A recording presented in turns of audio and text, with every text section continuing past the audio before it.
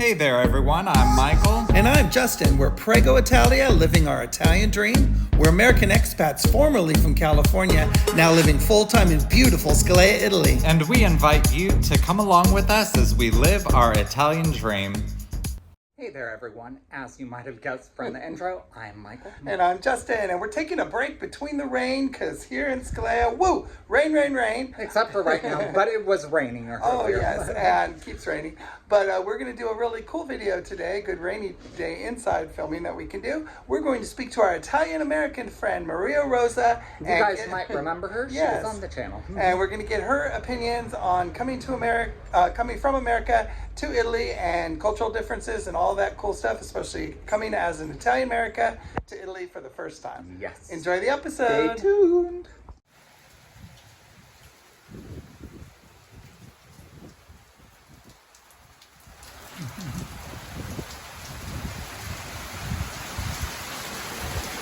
Hey everybody, we're going to introduce you to our lovely friend MariaRosa. MariaRosa, please introduce yourself, sweetheart. Yes. Hi. Thank you. Thank you for having me. Ciao, everybody. Hello. So yes, my name's MariaRosa Burweiler, Magistrelli Burweiler. Little Italian, just a little. I am over 51% Calabrian, so, a little spicy and just a little stubborn maybe. But my father was born and raised Rocco Bruno Magistrelli in Giosa Ionica, Calabria. So yes, it was my lifelong dream to come to Italy in general, but specifically Calabria, and stand on the ground that my father stood on. And I realized that dream last April, and I was blessed enough to meet you all during that trip. Okay, MariaRosa, so the first thing that I want to get into on this video, because I'm sure a lot of our viewers will have questions about it, is the supermarkets and the differences between shopping at a supermarket in America versus shopping at a supermarket in Italy. What are your experiences and seeing the differences of both of those? Yeah, so in regard to the shopping, let's start there. First of all, let me show you my little Calabrian daddy. Look, this was back in the 70s, you all. This is Rocco Bruno making the pizza. See it up in the air? I love this. That's my daddy. So my dream is to move and retire in Calabria. That is my dream. We found Calabria by accident, found Scalea by accident. We were actually looking at another area and stumbled across your videos and some others, and we just fell in love with the area. So, yeah, let's talk about shopping. Let's talk about some of the cultural differences and things that were kind of the same. So growing up in an immigrant family, I can remember my aunt going in Brooklyn downstairs to the butcher to pick out a fresh rabbit, a fresh bird, whatever it may be, and they killed it for her right there. I thought it was kind of barbaric. But then fast forward all these years later, I come to Italy, and everything that you all eat is fresh and grown within 50 miles of where you live. We tried to buy a veal, for example, in the grocery store, and the gentleman said, no, not fresh today, tomorrow, come back tomorrow. I went back the next day, there it was. Our experience shopping in Scalea in particular, we did, just to backpedal a little bit, we started our trip in Naples, and we visited Naples, Sorrento, the Amalfi Coast. We did Bari, we did some Puglia, we went to Giosa Ionica, and then in Scalea was where we kind of settled for the last week of our trip. But we got to grocery shop. We stay in Airbnbs, as you guys know, instead of hotels, and you get to sort of submerge yourself in the culture that way. And I highly suggest it. I really do. We got to cook. We went to, like I said, we went to the grocery store, and I was blown away by how cheap the prices are, how great the food is, the quality. I know, Justin, you drink Coke Zero, right? Guilty. And Fanta, I think. So my husband used to drink Mountain Dew, and we found out Mountain Dew was illegal in Italy. Corn syrup, you're not going to find it. The preservatives, you're not going to find it. I was blown away, number one, by the prices. We probably spent half or less than what we would spend here in America on groceries currently. So we're not being told the actual truth. I'm sorry, we're just not. The quality just blew me away. The taste, I don't think I've ever tasted chicken quite that good. Fresh mozzarella and the arugula, For example, arugula here in one of those plastic containers is about $4. $4 right now for arugula. And over there in Italy, in Scalea, it was €1, pretty much $1. The euros are pretty close right now. It's actually, I think, to our benefit. Oh, what do you guys, I mean, what, you had to be blown away when you first moved over by the groceries and the quality. Oh, supermarket. Yeah, you can definitely say that, Maria. Yes, I love it. I have noticed price increases since we've been here 2.5 years, but it's been lightly, nothing too dramatic. Yeah. But the freshness, the quality. You definitely are getting a quality that I don't think we ever got. Yeah, I mean, the regular supermarkets, they're like as fresh and delicious as you would find at the farmer's market. And in fact, Justin and I always say, and it's funny, but we always say that in America, you go to those Whole Food stores, and even those aren't as good a quality as every supermarket. Yeah, when you're here, there's no need to even like look for organic shopping, so you just literally go shopping. Yeah. Yeah. Absolutely. So while we're talking about the food, let's go into like breakfast in Italy is so makes me happy. Pastries and coffee. Does it get any better than that? I knew I was home. I knew I was home. Give me a good cannoli and a cappuccino and I'm a happy girl.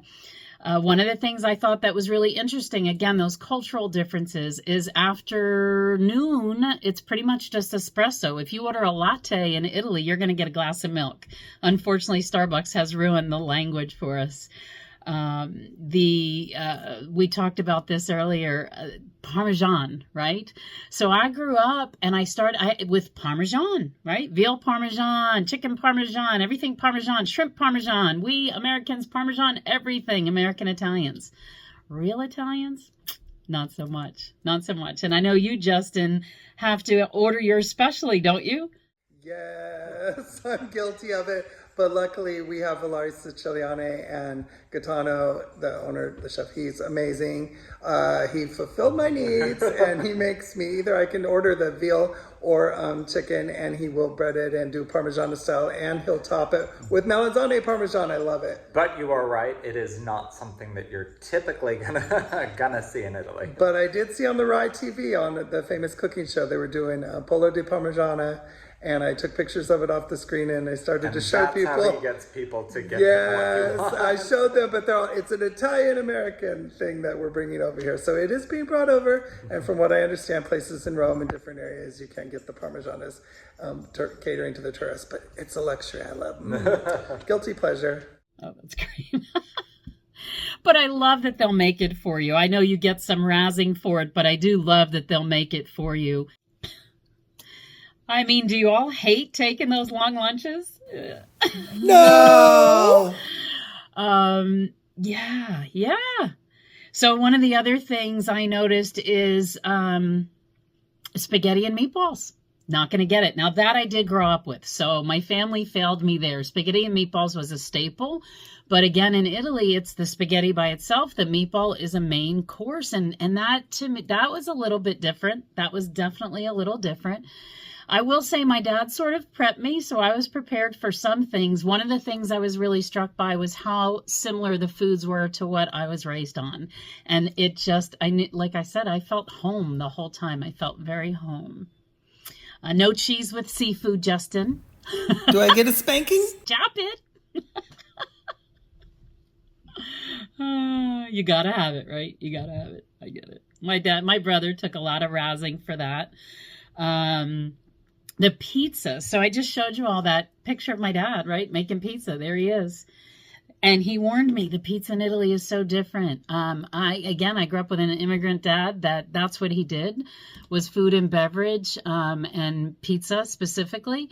It was very different in Italy. I will tell you that the flavor profile was similar. So I knew my father took that with him, but the texture, the way it is, the way some of the pizzas are a little more wet in the center than others, and it was different in Naples than it was in Bari, and different regions are a little bit different. So I found that interesting as well. Yeah, your dad is definitely right. The profiles of the pizza flavoring are very similar. Yes, I love like Vesuvio, true Naples, delicious style. I like the wet center, very thin crust. Whereas, see, for me, I'm more of a, I like the Vesuvio, but my favorite pizza place here is Le Mimose, where they have the semolina flour that they put in the pizza. The wetter the better for me, but I don't think we've had a bad pizza in this area at all, so we're spoiled by that. They're all a little different, but... The funny part, though, is that we have so many pizzerias here, and yet each and every one offers a pizza in its own unique way. We They're usually all have a cooked favorite. little At different. each place, we usually have our go-to favorites and stuff. Oh, I'm going to need pizza tonight. Yum. Yeah.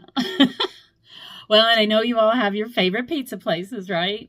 And some places in Italy, I learned through you all, don't serve pizza in the day. It's only at night. Who knew? Who knew? Well, here in Calabria, we have found places for pizza for lunch, so we will take you.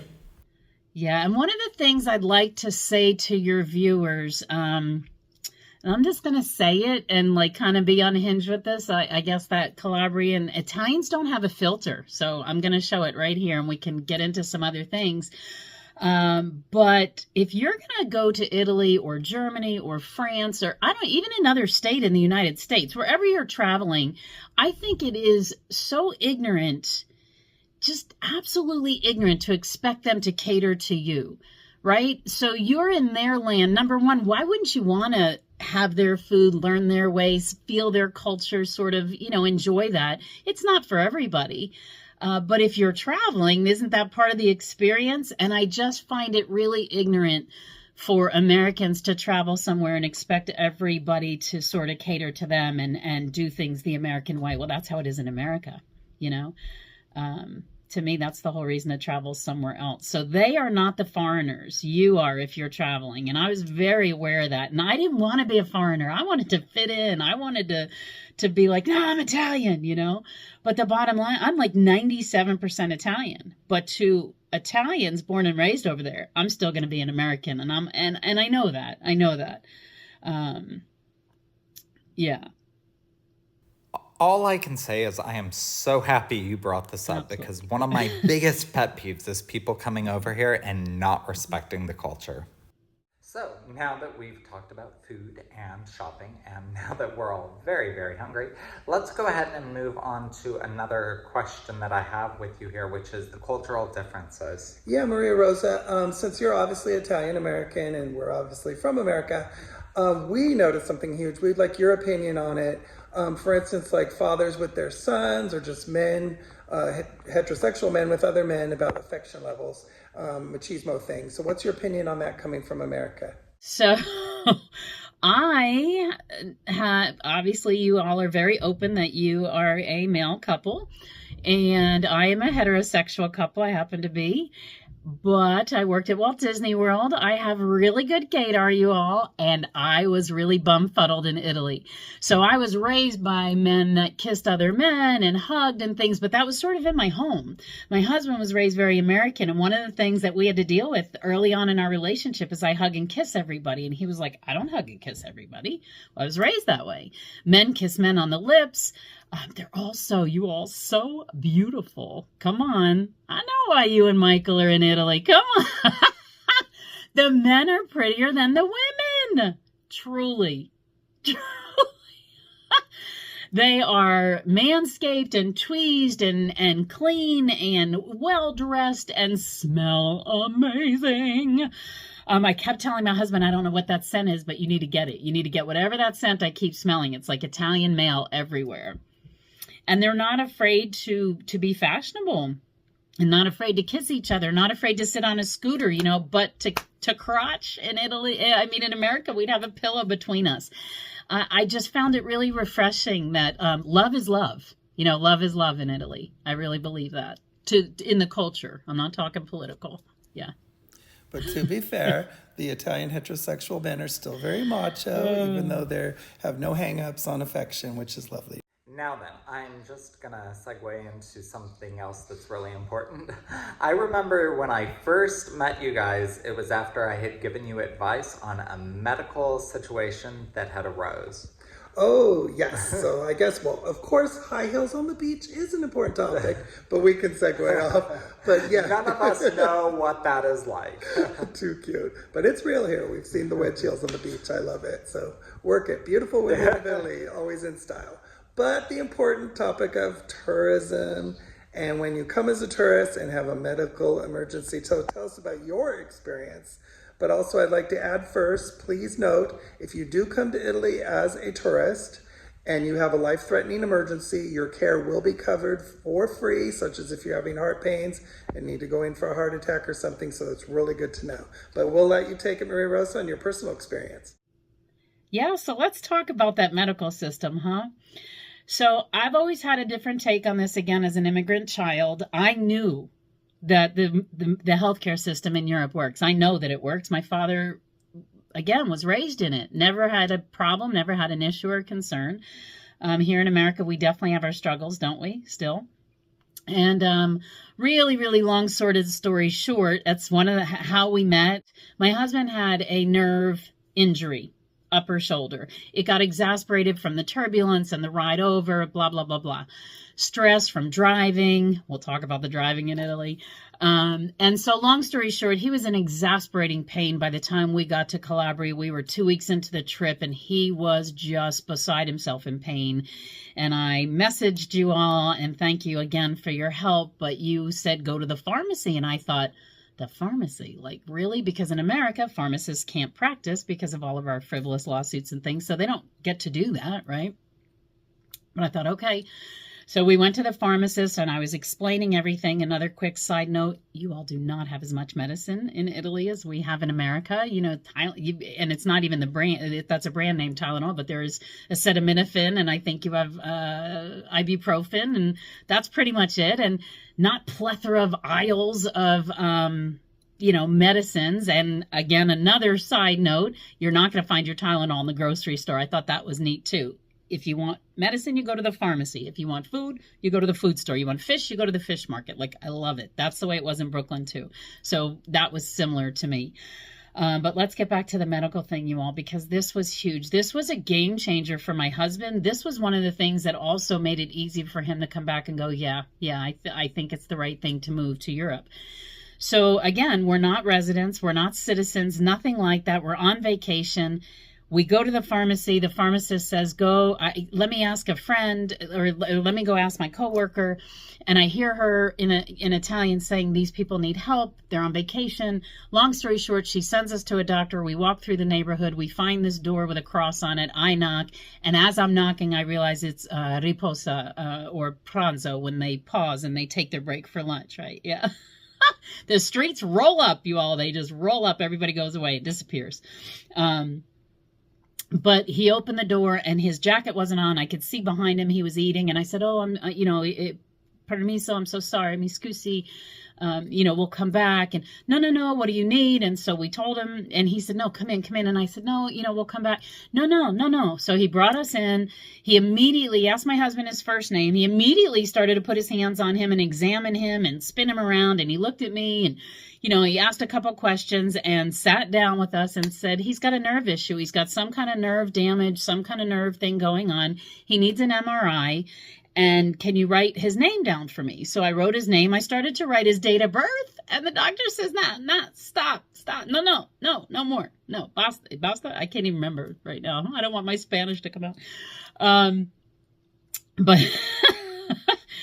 But I never filled a form out, not one form, nothing was filled out. He knew exactly what was wrong very quickly. He wrote out a prescription, told us to go to the pharmacy and get it filled. I tried to pay the doctor, let me just say that. No forms filled out, no insurance card passed across the table. He knew nothing about us other than the few questions he asked.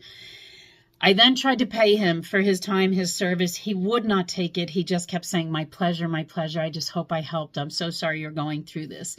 The culture, the fact how they want to help you, how they want to just take you in. And my dad's like that. My family was like that. So I know where this Italian culture comes from.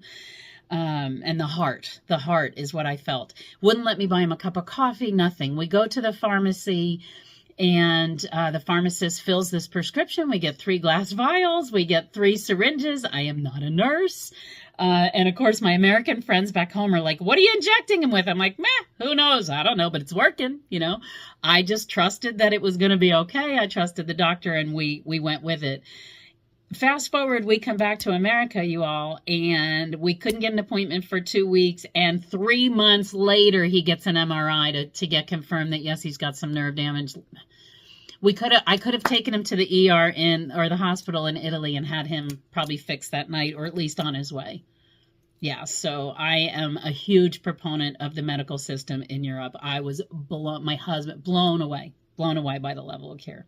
And thank you all again. Oh my, this has been so much fun, MariaRosa. We always love talking to you. We could talk to you for hours, as we normally do in regular talk. But anyway, I guess to sum everything up, obviously we're, American too, and you're American, yes, and we're from the land of gluttony. We all kind of keep up with the Joneses. We're trained to, commercialism and just, want. It doesn't matter what it is. It doesn't matter if you need it. You want it if you see somebody else have it, or if you see it on TV. From little kids collecting Beanie Babies and more, anything of all the different addictions of shopping. But to sum it up, coming from America, as Italian American with your background as well, what do you see as the differences on your observation of people here, and your thoughts on the difference? And I feel like that's what we've bought into here in America is, I'm now a slave to all this stuff I own. And I'm definitely, as I'm preparing to retire in Italy, 5 years counting, 5.5, but I am selling things as we speak. I think I've shared with you all, and downsizing even some more. And we've already downsized in our lives. But I realize how little, by staying in Airbnbs, I highly suggest it. Like I said, you really realize how little you need to be happy. And the more stuff you have, the more work you really have to do, cleaning it, washing it, dusting it, whatever. Yeah. And one of the things I think Michael mentioned, and hopefully we'll get this on here, is the functionality. The functionality. Everything was so smart. There's a drain board above your sink in Italy. So when you put your dishes up there, it drains into the sink. Hello! It's the simple things. So superstitions. There's another thing. I grew up with a lot of superstitions, and I thought it was, my Italian family. It's like my big fat Greek wedding, right? A little bit, or Moonstruck. No hats on the bed, no shoes on the bed. There's just all these different kinds of things, and, kissing the saints on the way out, sign of the cross when you pass the church, and just all kinds of little things. And, your horn, I wear the horn, your horn has to be given to you by somebody else. Some Italians feel like what I'm doing here, the horn and the cross together, are a bad thing. Some say, no, it's okay. But I find it endearing. I'm not a very superstitious person. As you all know, I'm pretty spiritual. I have a really blessed relationship with the Lord. But that being said, it's ingrained in me, kind of like my Catholicism. I haven't been a practicing Catholic in years, but I can step into a Catholic church and know exactly when to kneel and stand up. And the same with the superstitions just crack me up. The aversion to air conditioning, my dad, no air conditioning, let's just not have it. And Justin, I think you just went through something with the air conditioning and a doctor, didn't you? Yes, actually, yes. With my conditions, I don't want to get into, our viewers know, but I am very, very sensitive to season change. My body goes crazy, and with my condition, polymyositis, I get flares. And when the weather changes, mamma mia. So yes, I went to the doctor because I was in great pain, and the season change, he said, it's the season change. And just in the Calabria here especially, you're going to have a very hot day, but as soon as the sun goes down or you're in the shade, it's going to get very cold and traumatic on your body, and that is so true. So I've got my coat and scarf ready to go as soon as the sun goes down. I think if I can remember right, actually, I think it's very cute though, and it goes in perfectly to what you're saying, because the doctor told him you're going to want to stay away from air conditioning. Yes, and of course, season change, turn the air off. Very funny. When the season changes, turn the air off. Yeah, I get it. But yes, someone like me, yes, I'm very prone to it. So right on. So I'm kind of learning that one. Season change, and we do giggle too, because Italians dress for the calendar, and when it's at this cusp of the change, they're already a majority already in their scarves and everything, because it gets cold at night, even though it's gosh darn hot in the day. Yeah. So my dad, we were raised, don't you leave this house with wet hair. And I always thought it was a thing of, we call my dad the Dapper Don, right? So that's another kind of pride cultural thing. Never, I mean, would we go out in pajama pants to a store? Yoga pants, not going to be worn, ladies, not in Europe. And I love that. Classy ladies in Europe, they didn't have their whole bodies exposed. They were sexy. I say all the time, in this world in America of the Kardashians, be a Sophia Loren. Be a Sophia Loren. You can be sexy without having it all hang out. Like I said, they do on the beaches. And there's your chance. Go let it hang out on the beach. But definitely not, I didn't see that. I saw a lot of more demure class, you know. And I loved it. And ladies, if you're coming to Italy, no stilettos, wear the wedge. If I didn't already say it, a wedge heel is great, but I promise you the roads here are tough. And speaking of roads, huge cultural difference, the driving. My husband was very stressed out by the driving. I was a little bit at first.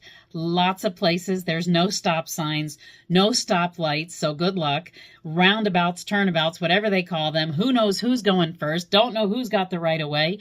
We've got a street that's only allowing basically one car. It should be a one-way street, and any other place it would be. Here it's a two-way street. Plus we have people parked in all different directions. We've got buses. We've got tourists walking. We have people who live there. We've got deliveries being made. Ay, Madonna mia. The driving, if you don't need to drive in Italy, don't. I'm fine with it, but you've got to be aggressive. You've got to commit, and you've got to drive their way. Again, don't expect them to heed to you. And one last piece of advice I'll give your viewers. I have been pretty well traveled in my life and have never, ever taken out car rental insurance. However, we were advised by several vloggers that we watched to take the car insurance in Italy, and it cost almost as much as the car rental itself, and it was worth every penny because that car was turned in with some bumps and bruises for sure.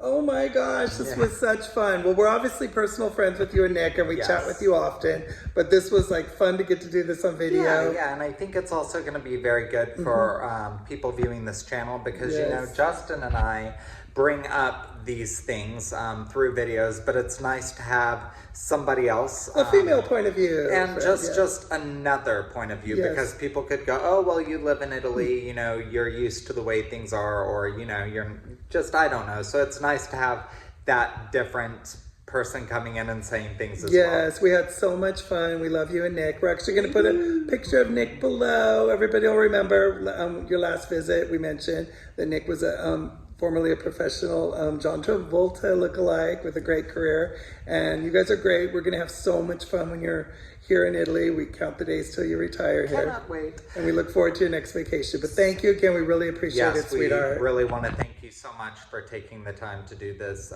video for our channel. You're an absolute doll. Well, I just want to thank you guys for having me on, and your friendship has been such a blessing to me and my husband, and you all know we love you. You're part of the family. Cannot wait to get back there in April and do some more lunches and have some more fun. I have shared with Michael several times, I never in my life have been the type of girl to have FOMO. You all give me FOMO with every video. I'm like, no, they're having fun without me. So I can't wait for my dream to be a reality and live there full time. But it has been so fun, and there's so much more we could talk about and compare notes on. But I love you all. Thank you again. Mwah. Baci baci, dare to dream. Thank you, everybody. Thank you. And I'm not even going to say the words that I normally say because MariaRosa said them perfectly. Dare to dream. So I guess we'll just leave it at that and see you guys in the next episode. Baci baci. Mwah, mwah, mwah, mwah, mwah. Love you all. Thank you for your time. Hey there, everyone. Please be sure to check out our merchandise, now available and in a lot of new styles. Please go to www.prego-italia.com and click the merchandise link. Hey everyone, so we have exciting news. We are now on Patreon, and you can find the link to that right here below. There will be the info for you to find us. Patreon. We actually, in advance, want to thank you very much for your patronage. Thank you. Your support will enable us to grow this channel to where we hope it gets to be, and also enable us to travel throughout Italy and share many more experiences with you. So thank you in advance. Baci baci. Baci.